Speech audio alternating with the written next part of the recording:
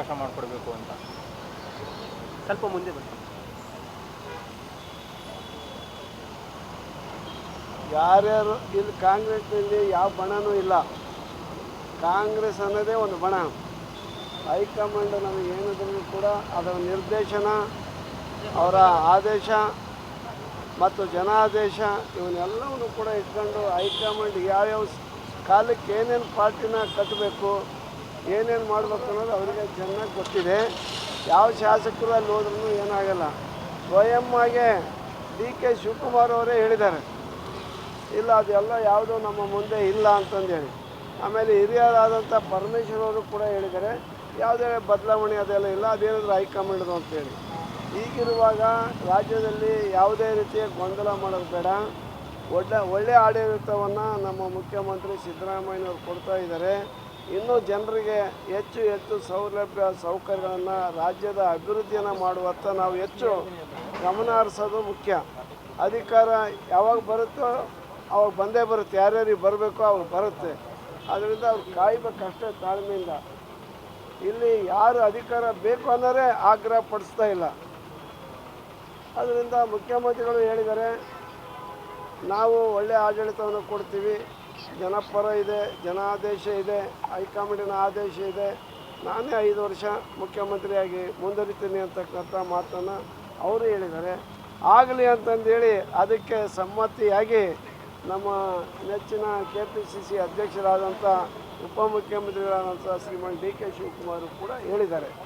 ಹೀಗಿರುವಾಗ ಇಲ್ಲಿ ಯಾವುದೇ ಗೊಂದಲ ಬೇಡ ಅನ್ನೋದು ನಮ್ಮ ಕಾರ್ಯಕರ್ತರ, ನಮ್ಮಂಥ ಮುಖಂಡರ ಅಭಿಪ್ರಾಯ. ಅವ್ರ ಆಪ್ತರೆಲ್ಲ ಕೇಳ್ತಾ ಇರುವಂಥದ್ದು 2.5 ವರ್ಷ ಆಗಿದೆ, ಅಧಿಕಾರ ಬಿಟ್ಕೊಡ್ಬೇಕು ಅಂತ ಸರ್. ಈಗ ದೊಡ್ಡ ವಿವಾದ ಆಗಿರೋದು 2.5 ವರ್ಷ ಅನ್ನುವಂಥದ್ದನ್ನು ಈಗ DK ಸುರೇಶ್ ಅವರು ಹೇಳಿದ್ದಾರೆ.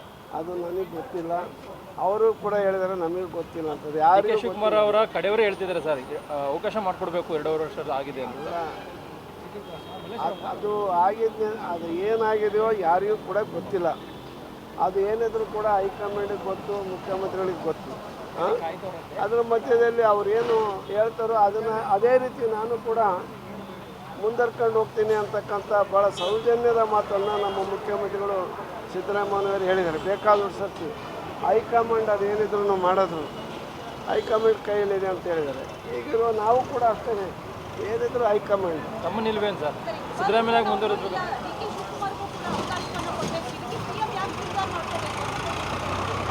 ಯಾರಮ್ಮ? ಸಿದ್ದರಾಮಯ್ಯ ಕೊಟ್ಟ ಮಾತಂತ ನಡ್ಕೊಳ್ಬೇಕು. ಇಕ್ಬಾಲ್ ಹುಸೇನ್ ಅವರು ಹೇಳಿದ್ದಾರೆ ಸರ್, ಸಿದ್ದರಾಮಯ್ಯ ಕೊಟ್ಟ ಮಾತಂತ ನಡ್ಕೊಳ್ಬೇಕು. ರಾಮನಗರ ಕಾಂಗ್ರೆಸ್ ಶಾಸಕರು ಹೇಳಿದ್ದಾರೆ, ವರ್ಷ ಕೊಡ್ತೀನಿ, DK ಶಿವಕುಮಾರ್ CM ಆಗ್ತಾರೆ. ಅಲ್ಲ, ಕೊಡಲಿ ಬಿಡಿ, ಅವರು ಯಾರು ಬೇಡ ಅಂತ, ರಕ್ತದಲ್ಲಾರ ಕೊಡಲಿ, ಜೀವದಲ್ಲಾರ ಕೊಡಲಿ, ಪಾಪ ಅಭಿಮಾನ ಅವ್ರು ಹೇಳ್ತಾರೆ, ಹೇಳೋದ್ರಲ್ಲಿ ತಪ್ಪೇನಿಲ್ಲ. ಆದರೆ ತೀರ್ಮಾನ ಮಾಡೋದು ಮಾತ್ರ ಏನೇ ಇದ್ರು ಹೈಕಮಾಂಡ್. ನಿಮ್ಮ ಪ್ರಕಾರ ಏನು ಸರ್, ಏನು ಹೇಳ್ತೀರಿ ಸರ್ ಈಗಿನ ಗೊಂದಲದಲ್ಲಿ ಸಿದ್ದರಾಮಯ್ಯ ಮುಂದಿರಬೇಕು? ನಮ್ಮ ಪ್ರಕಾರ ಯಾವುದೇ ಗೊಂದಲ ಇರಬಾರ್ದು. ಆಗಿಂದಾಗೆ ಪತ್ರಿಕೆಗಳಲ್ಲಿ, ವಾಹಿನಿಗಳಲ್ಲಿ ಸುಮ್ಮನೆ ಈ ಸುದ್ದಿಗಳು ಸುಳಿದಾಡೋದ್ರಿಂದ ಕಾರ್ಯಕರ್ತರಲ್ಲಿ ಗೊಂದಲ ಆಗುತ್ತೆ. ಅದರಿಂದ ಹೈಕಮಾಂಡ್ ಕೂಡಲೇ ಮಧ್ಯಪ್ರವೇಶ ಮಾಡಿ ಈ ಗೊಂದಲವನ್ನು ನಿವಾರಣೆ ಮಾಡಬೇಕು ಅಂತೇಳಿ ನಾನು ಮನವಿ ಮಾಡ್ತೀನಿ.